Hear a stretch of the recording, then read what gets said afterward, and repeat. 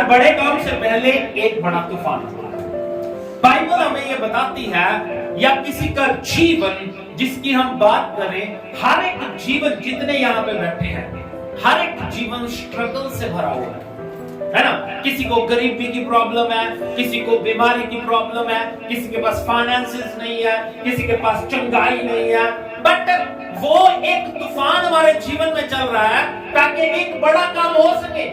जैसे मेगा ने कहा, अभी क्या बोला उन्होंने, अगर समस्या है अभी तो वो हमारी कल की गवाही के लिए है। वचन क्या कहता है, जल्दी से वचन के ऊपर गौर करते हैं। मत्ती रचित सुसमाचार उसका 14 अध्याय 22 पद से लेकर 29 पद तक पढ़ने लगा हूं, ध्यान दीजिएगा क्या हुआ यहां पे।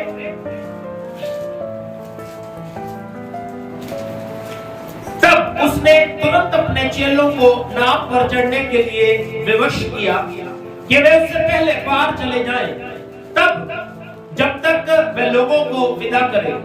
वे लोगों को विदा करके प्रार्थना करने को अलग पहाड़ पर चला गया, और सांझ को वह वहां अकेला था। उस समय नाव झील के बीच लहरों से डगमगा रही थी, क्योंकि हवा सामने की थी। और यीशु रात के चौथे पहर झील पर चलते हुए उनके पास आया।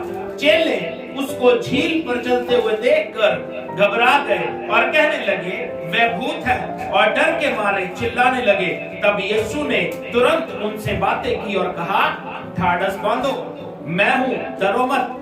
पतरस ने उसको उत्तर दिया, हे प्रभु, यदि तू ही है तो मुझे अपने पास पानी पर चलकर आने की आज्ञा दे। उसने कहा, आ। तब पतरस नाव पर से उतरकर यीशु के पास जाने को पानी पर चलने लगा। बाइबल यहाँ पे बताती है, यीशु मसीह दिन भर की दौड़ धूप से आराम नहीं करते।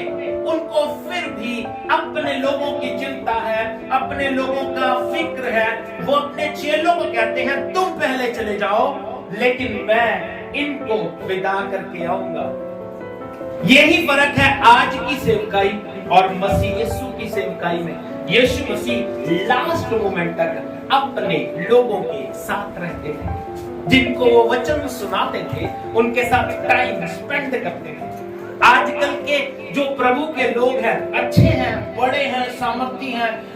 एक पास्टर थे मेरे जो मेंटोर थे, उन्होंने एक बार कहा, कहते मैं पहले ये सोचता था कि मैं वहां पे जाऊंगा जहां पे 5000 लोगों की तरह से 5000 लोग। एक बड़े महान सेवक हैं और उनके बड़े अच्छे गीत हैं। उनकी डिमांड्स ऐसी है, नाम नहीं लूंगा मैं, उनकी डिमांड्स ऐसी है। वो ये कहते हैं, मुझे मेरे जहाज का किराया दिया जाए और गैदरिंग कम से कम 5000 लोगों की होनी चाहिए। लेकिन एक दिन जो मेरे मेंटोर थे जोनाथन साहब, उनको प्रभु ने रात को दर्शन दिया और उसे कहा, वो ऐसे ही बोलते थे, तू मुझसे बड़ा है। वो घबरा गए, कहते नहीं प्रभु, मैं आपसे बड़ा कैसे हो सकता हूं। फिर मैं वहां पहुंच जाता हूं जहां 2 या 3 जमा होते हैं, तुझे 5000 चाहिए। उसके बाद उन्होंने ये छोटी छोटी चर्चेस में जाना शुरू किया। पहले उनका दर्शन बड़ा ऊंचा। यीशु मसीह को देखो, चाहे 2 चाहे 3 वो उन 2-3 के पास भी जाते हैं। कब तक? जब तक सारी प्रेयर खत्म ना हो जाए।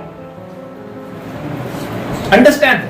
आज लोगों के पास मिलने का टाइम नहीं है, एक्सक्यूजेस बनाते हैं, अपॉइंटमेंट लेनी पड़ती है। There is no appointment. यीशु मसीह के पास कोई भी आ सकता है। यीशु मसीह जिस घर में थे वहां पे चंगाई लेने के लिए उसकी छत तक तोड़ दी गई। कोई चंगाई लेने के लिए आए, भीड़ बहुत हो, मेरी छत तोड़ दे, पहले तो मैं उसे डांटूंगा, ओए ये क्या किया तूने। लेकिन यीशु मसीह ऐसे नहीं थे। यीशु मसीह को पता था छत से ज्यादा ये जिंदगी की कीमत है जो मेरे सामने लगी। लेकिन लोगों को आज कोई वैल्यू नहीं है, लोगों की वैल्यू नहीं है। उनके लिए ये एक कस्टमर है, आते हैं चले जाते हैं। लेकिन लोग, मैं सच बता रहा हूं, ये लोग वहीं पर खुश हैं जो इनको कस्टमर समझते हैं, जो इनको बच्चा समझेंगे उनके साथ ये खुश नहीं है, उनके साथ ये खुश नहीं रहेंगे। ये कहां खुश है? जहां पे इनको पैसा देना पड़े, जहां पे पे करना पड़े, जहां पे ये कस्टमर बन के जाए। लेकिन प्रभु लास्ट मोमेंट तक अपने लोगों के साथ रहता था। और प्रभु ने क्या किया? उन लोगों को विदा किया और उसके बाद उसके पास कोई कश्ती नहीं थी। यीशु मसीह ने क्या किया? पानी पर चलने लगा। क्या हुआ? लेकिन बाइबल बताती है तूफान आ रहा था।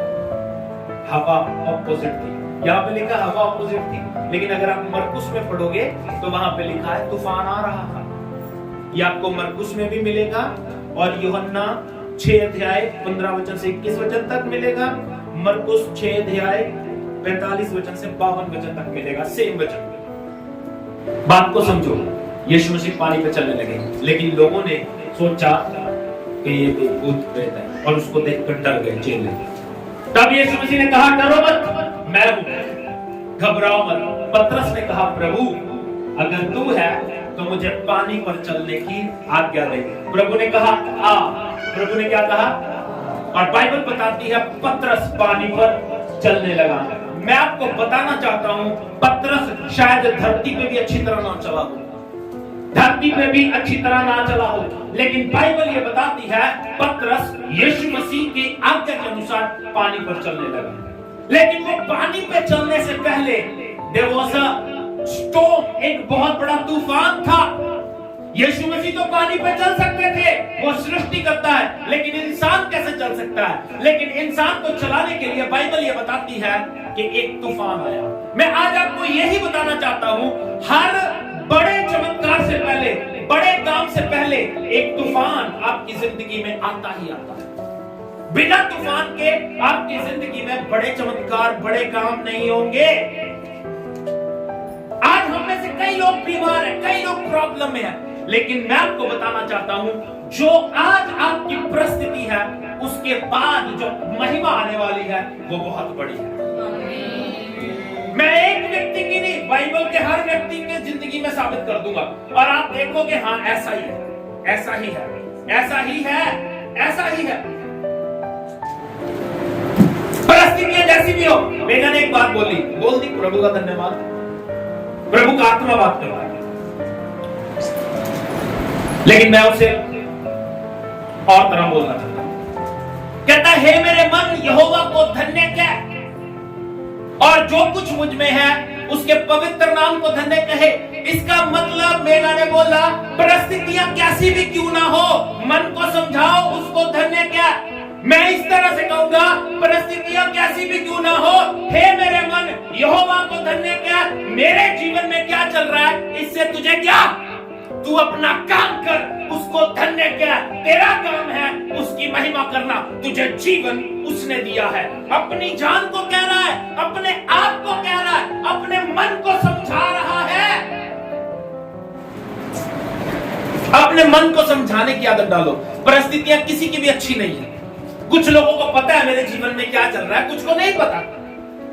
कुछ खास है जिनके साथ मैं शेयर कर लेता हूं, शायद उनसे हेल्प भी मांगी हो मैंने, लेकिन कईयों को नहीं पता मेरे जीवन में क्या चल रहा है। लेकिन क्या उसके बावजूद मैं यीशु मसीह को छोड़ दूंगा?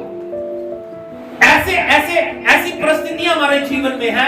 फाइनेंशियली हम बहुत टूट गए हैं, टूटे हुए हैं, क्योंकि हमारे विश्वासी जो है वो प्रॉपर टाइट नहीं देते। हमारी रोटी सिर्फ टाइट से चलती है और जो देने वाले होते हैं वो भाग जाते हैं। Hallelujah. Let's talk about Dawood. Dawood को कितने लोग जानते हैं? दाऊद को कितने लोग जानते हैं? अपने घर में जाके पढ़िएगा, कुछ पढ़ने वाले होंगे तो पढ़ भी लेंगे। इसके विषय में लिखा है, दाऊद एक व्यक्ति था, यश्शे एक व्यक्ति था, उसका 8वां पुत्र था। कितना? 7 पुत्र, बड़े बड़े लंबे चौड़े हैं। इसका कद 5 फुट होगा और 17 साल की इसकी उम्र है। ध्यान दीजिएगा। और वो मस्त है, ध्यान दीजिएगा, मस्त है, एंजॉय करता है, वो एंजॉय अपनी लाइफ को। कैसे? बेड़े चराता है और बाइबल ये बताती है वो जंगल में बैठा प्रभु की आराधना करता रहता था। क्या करता था? क्या करता था? प्रभु की आराधना करता रहता था। एक दिन उसके पापा ने उसे कहा, बेटा ऐसा कर, तेरे 3 भाई शाऊल की फौज में है, लड़ाई चल रही है, वहां जाकर देख के आ क्या परिस्थिति है और उनको रोटी पानी दे आई। वो गया, वहां पे बातें चल रही थी। गोलियत नाम का व्यक्ति रोज इजरायली कौम को ललकारता और कहता, हम सब नहीं लड़ेंगे, तुम्हारी तरफ से एक व्यक्ति भेज दो, इधर से मैं आऊंगा, दोनों लड़ेंगे। जो हार गया उसकी कौम हार गई। उससे लड़े कौन? 9 फुट का आदमी, उससे कौन लड़े? और दिखने के लिए मारने की जगह कोई नहीं, पूरा कवर है, चिलम भी है, प्रोटेक्शन भी है, हाथ में भाला भी है, सारे हथियार भी हैं। मारे कौन उसे? कोई मारने के लिए तैयार। लेकिन दाऊद एक छोटा सा बच्चा जिसको सिर्फ प्रभु की आराधना करने का काम था, उसके जीवन में और कुछ भी नहीं था, कुछ भी नहीं था। बाइबल बताती है वो वहां पे गया और जब उसने सुना, क्या सुना उसने? क्या सुना? कि अगर कोई गोलियत को मारेगा तो उसे राजा अपनी बेटी दे देगा और उससे उसका ब्याह करवा देगा। और वो बड़ा खुश हो गया। मतलब बच्चा था, छोटा दिमाग है, 17 साल का बच्चा, 18 साल का बच्चा, जवानी निकली थी बेचारे की, और उसे लगा कि यार ये तो अच्छी बात है, राजा की बेटी मिल जाएगी। और उसने क्या किया? प्रभु का नाम लिया और बाइबल बताती है उसने गोलियत को मार दिया। मेरी बात ध्यान से सुनिएगा, दाऊद कभी भी राजा नहीं बनता। दाऊद अगर गोलियत नाम का तूफान उसके जीवन में नहीं, गोलियत उसे मारने के लिए नहीं आया था, गोलियत उसे प्रमोट करने के लिए आया था, उसे ऊंचा उठाने के लिए आया था, उसे हाईलाइट करने के लिए आया था। क्योंकि गोलियत को मारने वाला और कोई नहीं था। जब दाऊद ने गोलियत को मारा तब दाऊद हाईलाइट हो गया। पिछले दिनों एक आम सा आदमी, एक नॉर्मल सा बंदा जिसने 6 बॉलों में 31 रन बनाने थे, उसने लास्ट ओवर में 5 छक्के मार दिए। रिंकू सिंह, उसको आज तक कोई नहीं जानता था, अब सब जानते हैं। अब वो मैच उसके जीवन में उसे हाईलाइट करने के लिए आया। आज हर जगह, हर मैच, रोज मैच देख लो, हर मैच में रिंकू सिंह दिखाया जाता है, ये रिंकू सिंह है बस। उसी तरह वो गोलियत दाऊद को मारने के लिए नहीं आया था, वो उसे हाईलाइट करने के लिए आया था। ये दाऊद है जिसको कोई नहीं जानता, यशे का बेटा, इसने मुझे यानी गोलियत को मारा है। आज आपके जीवन में आपकी परिस्थिति है, आज आपके जीवन में दुश्मन आपके खिलाफ खड़े हैं, इसलिए नहीं कि वो आपको मार दे, बल्कि इसलिए कि वो आपको हाईलाइट कर सके।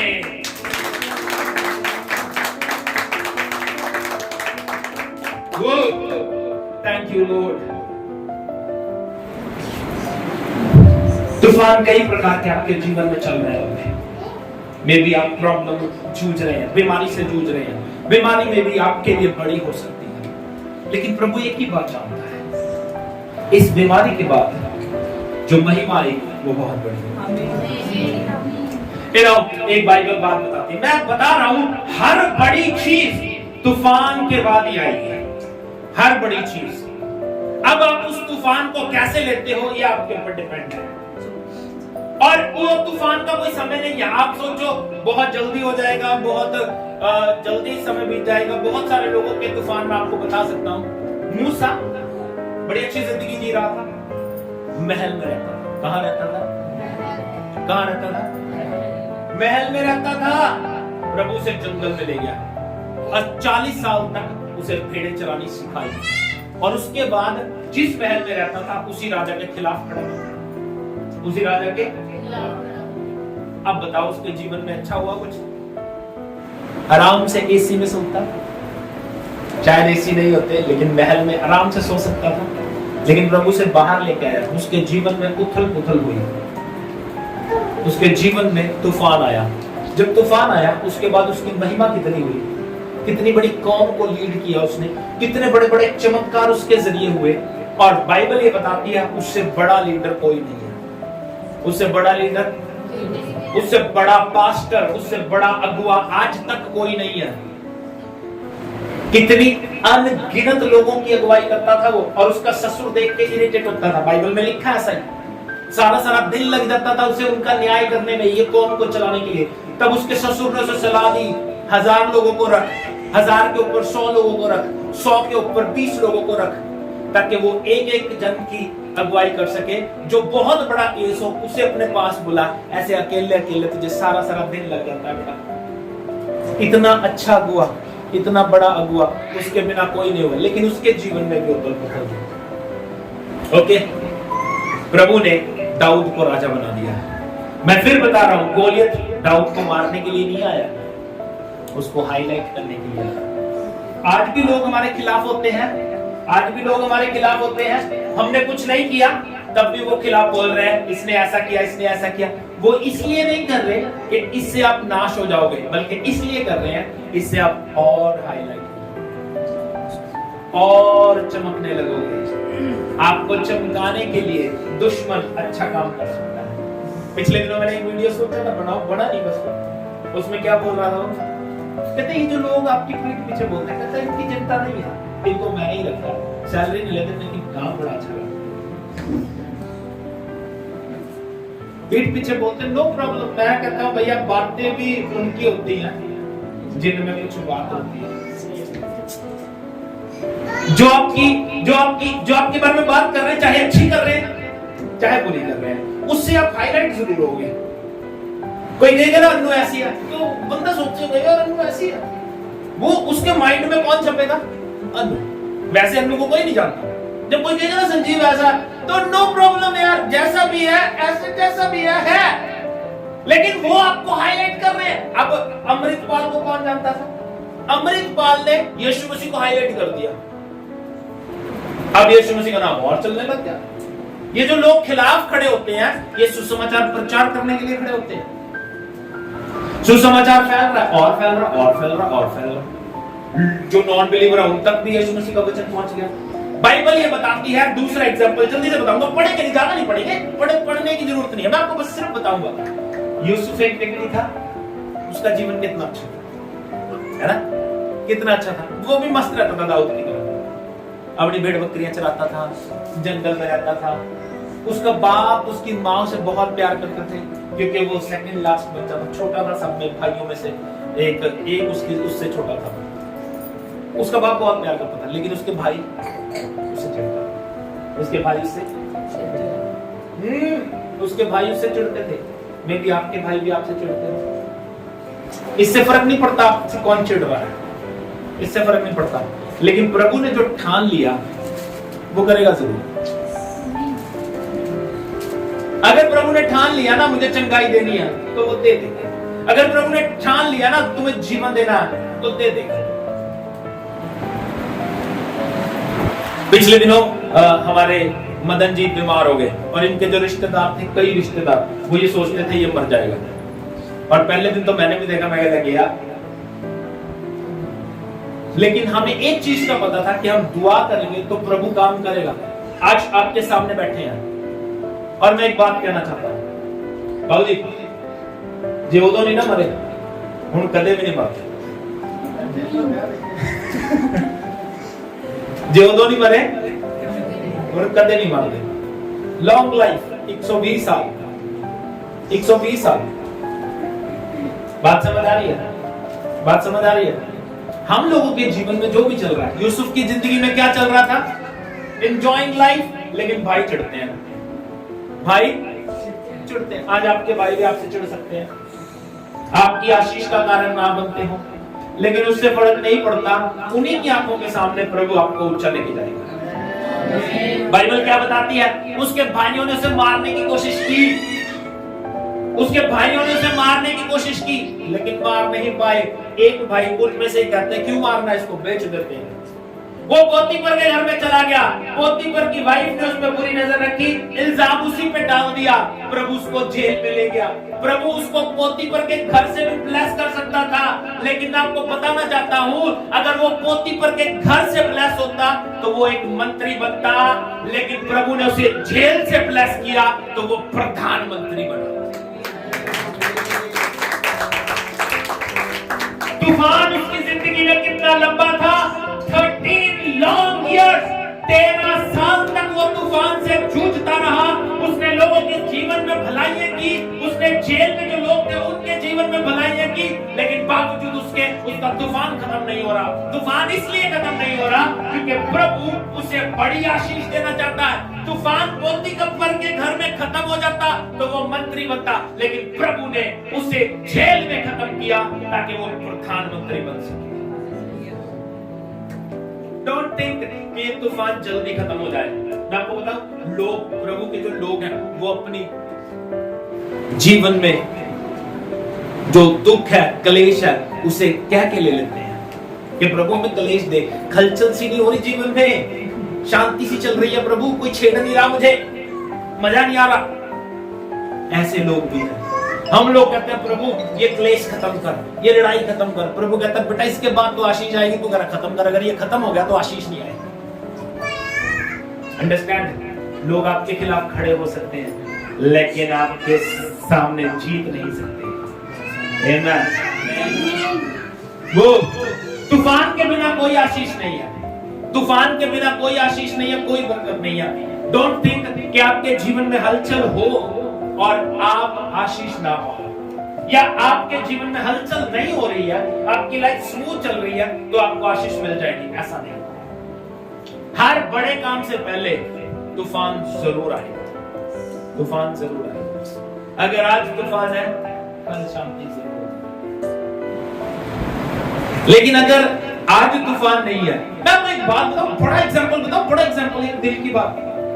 आपको याद है एक एक एक एक व्यक्ति था, गरीब लाजर, एक अमीर व्यक्ति था। गरीब लाजर प्रभु की गोद में पहुंचा और अमीर व्यक्ति नरक में पहुंचा। तब प्रभु ने एक बात कही वहां पे, कहता तू अपने जीवन के सुख पा चुका है और ये दुख। उसका तूफान जीवन में, लाजर के जीवन में तूफान खत्म नहीं हुआ, लेकिन खत्म हुआ तो किस महिमा के साथ?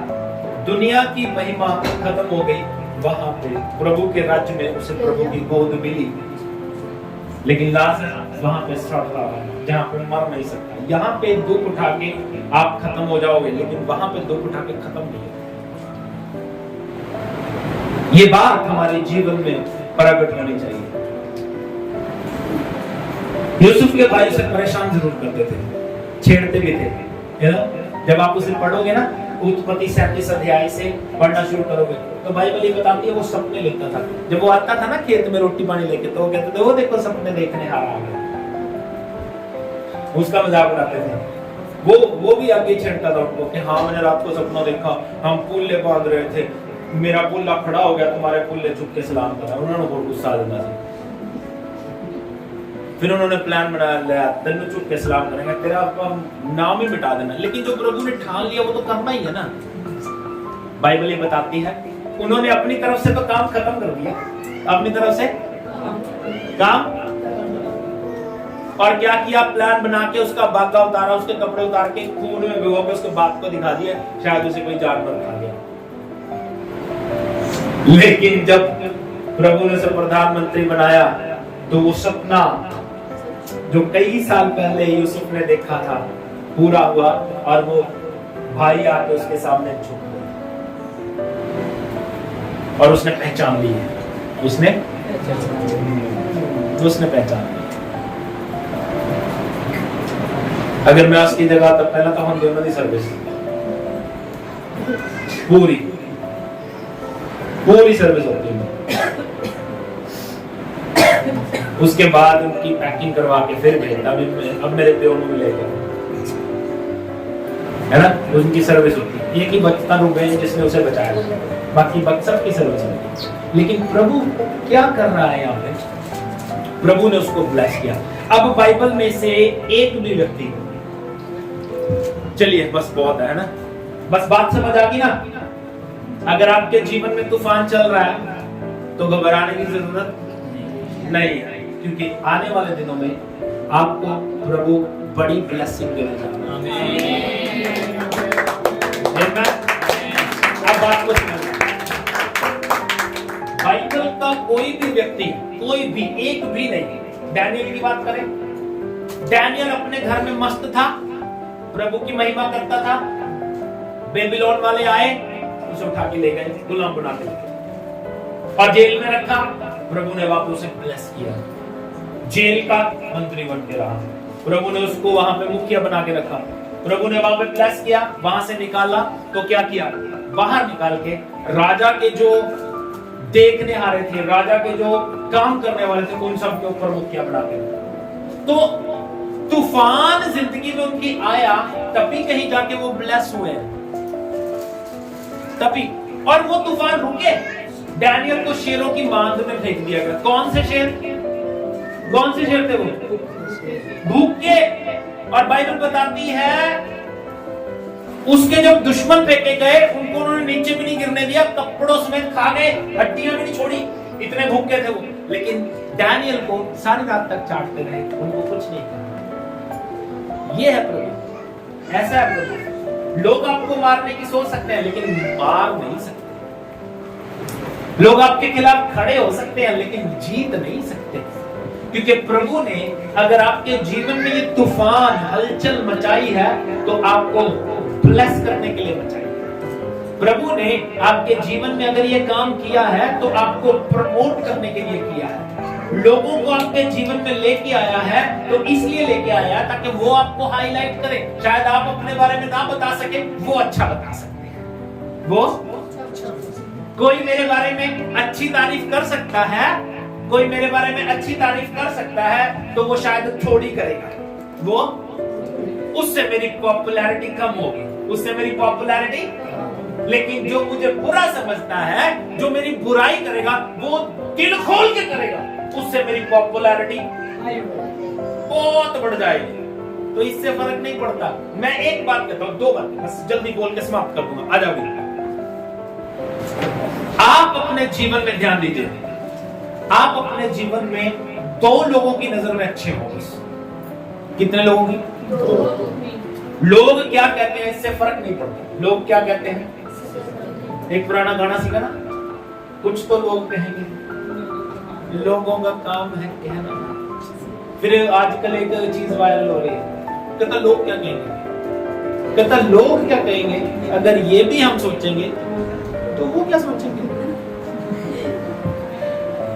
दो लोगों की नजर में आपकी इज्जत बनी होनी चाहिए। पहली, आपकी नजर में आप अच्छे हो, मैं अपना जीवन सही जी रहा हूं, मुझे फर्क नहीं पड़ता। लोगों को तो आप किसी भी वे में अच्छे नहीं लगते।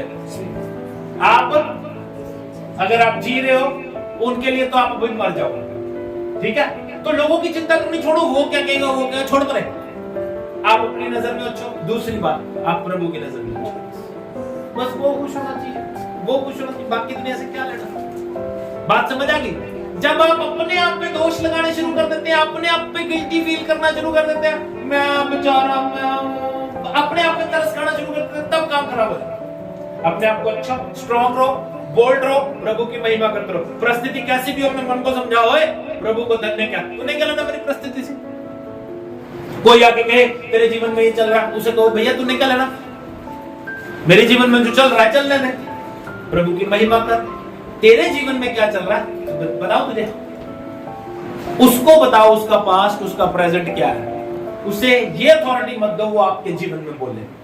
बस आप अपनी नजर में ठीक रहो और प्रभु की नजर में ठीक रहो। बस प्रभु की महिमा करते रहो। God bless.